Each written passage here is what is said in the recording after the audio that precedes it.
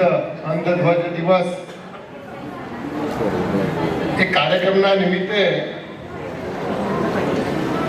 અમારા ચેરમેન રાજેન્દ્રભાઈ, અમારા મિત્ર અને સભ્ય અને ઉમિયાધામના મંત્રી એવા રાજેન્દ્રભાઈ પટેલ, અમારા જીગરી મિત્ર ડોક્ટર,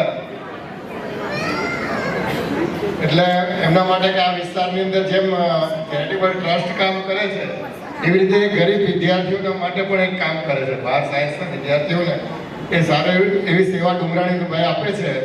અને જે ગરીબ ને અતિ ગરીબ લોકો હોય એના માટે એમને પણ એક તાલીઓથી વધાવી લઈએ આપણે. એવા જ વાઘાણીભાઈ અને બલ્લરભાઈ અને ડોક્ટર પિતાશ્રી જે દિવ્યાંગો માટેની વાત કરી રાજેન્દ્રભાઈ, અને એમને સંવેદના બતાવી, પરંતુ જે કળા છે વિવિધ બાબતોની જે હમણાં દીકરી અહીંયા ગાતી હતી, એટલે મને અંદર એવું લાગતું હતું કે કોઈ મોટા કલાકાર, જે મોટા ગજાના કલાકાર ગાતા હોય એવું લાગતું. એટલે ઘણીવાર અમે વાત કરતા હોઈએ નરેન્દ્રભાઈનો, તો જે દિવ્યાંગ શબ્દ એ નરેન્દ્રભાઈ જ આપેલો છે, પરંતુ એનાથી આગળ વધીને એ લોકો માટે જે સુવિધાઓ અને જે યોજનાઓના લાભ એ છેલ્લે સુધી પહોંચતા નથી, એટલે માહિતી હોતી નથી. તે માહિતીનો દરેક દિવ્યાંગ સુધી પહોંચે એવી વિવિધ સંસ્થાઓ જે કામ કરે છે, એટલે બધાને અભિનંદન આપું છું ને નમન કરું છું.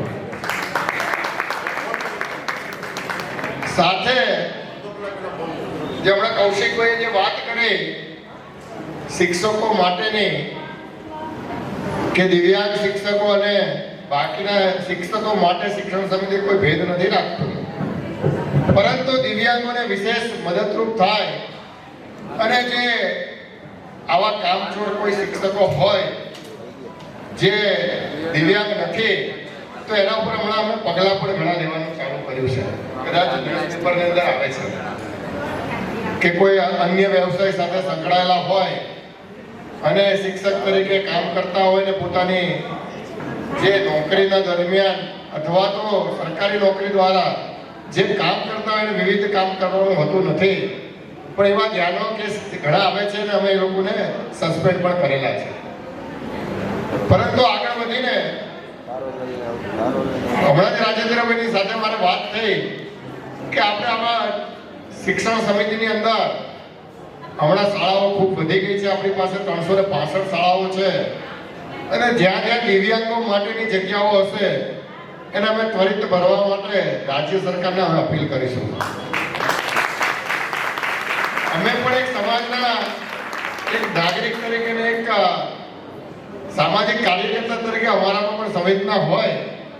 તમે પણ અમારા પરિવારના એક મેમ્બર તરીકે છો, એટલે તમારી પણ સમાજની અંદર એક સમરસતા આવે, બધા જ લોકો એક સાથે સારું જીવન જીવે એવી શિક્ષણ સમિતિના સભ્યો અપેક્ષા રાખે છે, અને તમને અમે મદદરૂપ થઈશું એવી અમને ચોક્કસ તમને ખાતરી આપીએ છીએ. અને તમારે જ્યારે પણ જરૂર પડે ત્યારે ચેરમેનને આવીને મળી શકો છો ને એના પ્રશ્નોનું નિરાકરણ અમે લાવીશું. આગળ વધતા જ્યારે પણ આવા કાર્યક્રમ કરવા હોય ત્યારે શિક્ષણ સમિતિ પણ તમને મદદરૂપ થશે, એ અત્યારે હું તમને ખાતરી આપું છું કે તમે અમારી પાસે આવો, તમારી જે પણ આર્થિક મદદની જરૂર પડશે અમે ચોક્કસ સંસ્થાને આપીશું. અને આ વાત મારી પૂરી કરું છું. ભારત માતા કી જય. વંદે માતરમ.